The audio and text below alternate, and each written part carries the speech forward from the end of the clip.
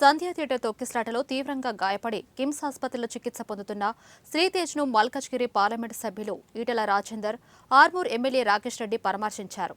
బాలుడు ఆరోగ్య పరిస్థితి గురించి వైద్యులను అడిగి తెలుసుకున్నారు. బాబు పరిస్థితి అంతంత మాత్రంగానే ఉందని, దేవుడి దయ వల్ల త్వరగా కోలుకోవాలని భగవంతుణ్ణి ప్రార్థిస్తున్నట్లు ఈటెల తెలిపారు.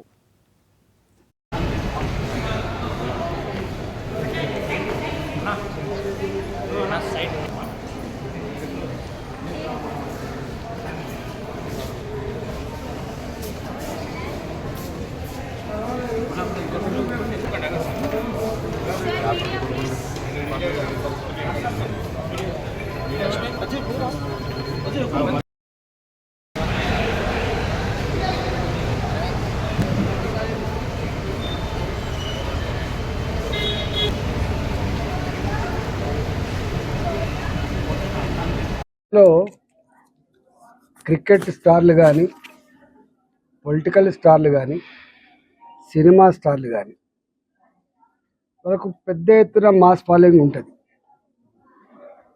పొలిటికల్ లీడర్లైనా, క్రికెట్ స్టార్లైనా, సినిమా యాక్టర్లైనా, స్టార్లైనా వాళ్ళ మూమెంట్ ఉన్నప్పుడు కొంత ముందస్తు ప్రిపరేషన్స్ తప్పకుండా అవసరం ఉంటుంది. అందులో ఒక సినిమా విడుదలవుతున్నప్పుడు తప్పకుండా వేల మంది అక్కడ జమ అయ్యేటువంటి ఆస్కారం ఉంటుంది. కాబట్టి థియేటర్ యాజమాన్యం మరి చెప్తున్నది మేము ఇన్ఫర్మేషన్ ఇచ్చినామని, మరి అక్కడ స్థానిక పోలీసులేమో మేము పర్మిషన్ ఇవ్వలేదని.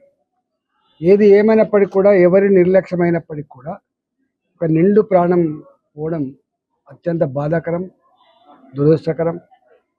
ఇవాళ ఆవిడ కొడుకు ఇలా ఏదైతే హాస్పిటల్లో కొట్టుమిట్టాడుతూ ఉండడం, ఆయన కోలుకొని రావాలని చెప్పి మనస్ఫూర్తిగా కోరుకుంటున్నాం.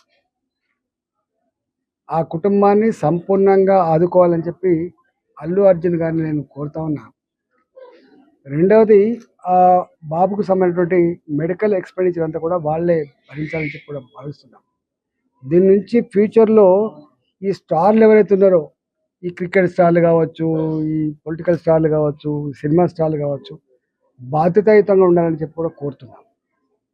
కానీ దీన్ని ఆసరా చేసుకొని ఇవాళ ప్రభుత్వం పెద్దలు, మరి ముఖ్యంగా ఈ రాష్ట్ర ముఖ్యమంత్రి గారు, సరే ఏం సంభాషణ జరిగిందో, వాళ్ళకి ఏం అహంకారం ఉందో నాకు సంబంధం లేదు, కానీ జనరల్గా విల్ఫుల్లీ, ఇంటెన్షనల్లీ ఒక మనిషి చనిపోవాలనో లేకపోతే ఒక మనిషికి ఇట్లా జరగాలని చెప్పి ఎవరు కోరుకోరు. వాస్తవం ఇవాళ ఇట్లాంటి జరగకుండా నియంత్రణ చర్యలు చేపట్టాలి, కానీ వాళ్ళని పిలిపించి పోలీసులు కూర్చోబెట్టి